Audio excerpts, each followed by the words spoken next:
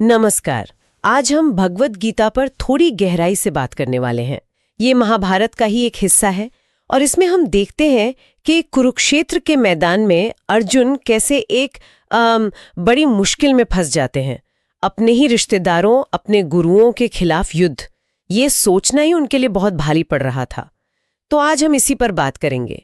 गीता के जो मुख्य विचार हैं, धर्म, कर्म, ज्ञान, भक्ति और मोक्ष, इनको थोड़ा समझने की कोशिश करेंगे और ये भी देखेंगे कि आज की हमारी जो जिंदगी है उसमें ये बातें कितनी काम आ सकती हैं।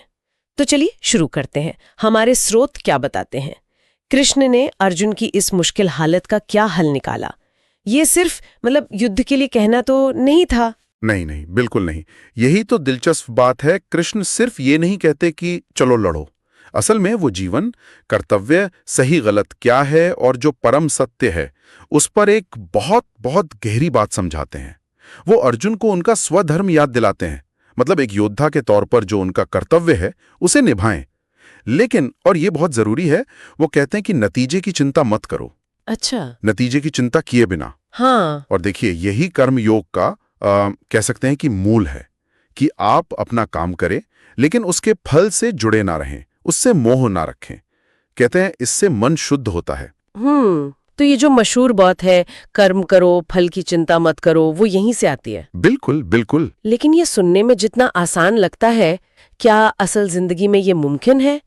कहीं सिर्फ एक आदर्शवादी सोच तो नहीं? देखिए, ये सवाल बहुत अहम है।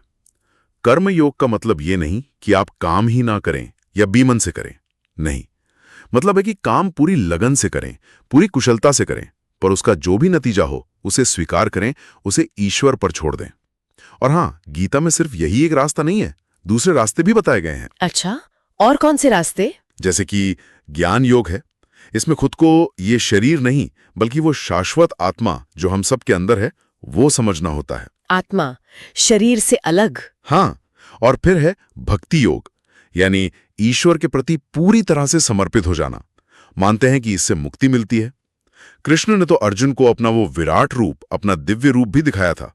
वो भक्ति की शक्ति पर जोर देने के लिए था। अरे हाँ, वो प्रसिद्ध श्लोक भी तो है, कर्मण्येवाधिकारस्ते मा फलेषु कदाचन। बिल्कुल, अध्याय 2 श्लोक 47। हाँ, मतलब अधिकार सिर्फ कर्म करने में है, फल में नहीं। ये तो सीधा सीधा कर्म योग ही हुआ। एकदम सही। ये श्लोक तो जैसे कर्म योग का सार ही है। और एक और दिलचस्प बात है, गीता, जैसा हमारे स्रोत बताते हैं, वो सिर्फ एक ही विचारधारा की बात नहीं करती है। ये कई अलग अलग भारतीय दर्शनों जैसे सांख्य, योग, वेदांत, इन सबको एक तरह से साथ लाती है। अच्छा, मतलब ये एक संगम जैसा है। हाँ, कह सकते हैं। ये दुनियादारी के जो हमारे कर्तव्य हैं और जो हमारी आध्यात्मिक खोज है, उसके बीच एक संतुलन बनाने की कोशिश करती है। ये इसकी एक बड़ी खासियत है। और इसका असर तो सिर्फ भारत तक ही नहीं रहा, दुनिया भर में महसूस किया गया है ना? हमने पढ़ा है कि महात्मा गांधी से लेकर आइंस्टीन जैसे विचारक भी इससे प्रभावित थे। जी हाँ, बिल्कुल। गांधी जी ने तो इसे अपनी आध्यात्मिक डिक्शनरी कहा था।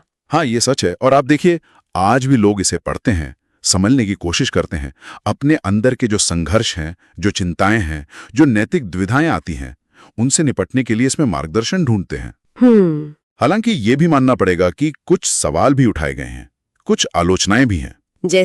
जैसे कुछ लोगों का मानना है कि ये कर्मों से कुछ ज्यादा ही अनासक्ति, डिटैचमेंट सिखाती है, या फिर कुछ खास हालात में युद्ध को सही ठहराने की जो व्याख्याएं, उन पर भी काफी नैतिक बहस हुई है।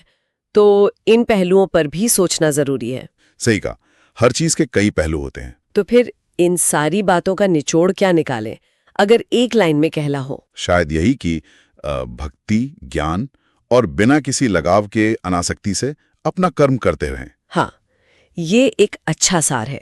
ये संदेश आज भी उतना ही प्रासंगिक लगता है। बिल्कुल। और ये हमें एक जरूरी सवाल पर लाकर छोड़ता है। आज की जो हमारी जिंदगी है, जो दफ्तर की चुनौतियां हैं या घर की परेशानियां हैं, उनमें नतीजों से पूरी तरह जुड़े बिना सिर्फ अपने कर्तव्य पर ध्यान देने का ये विचार, ये कैसे और कितना लागू हो सकता है, इस पर शायद हम सबको थोड़ा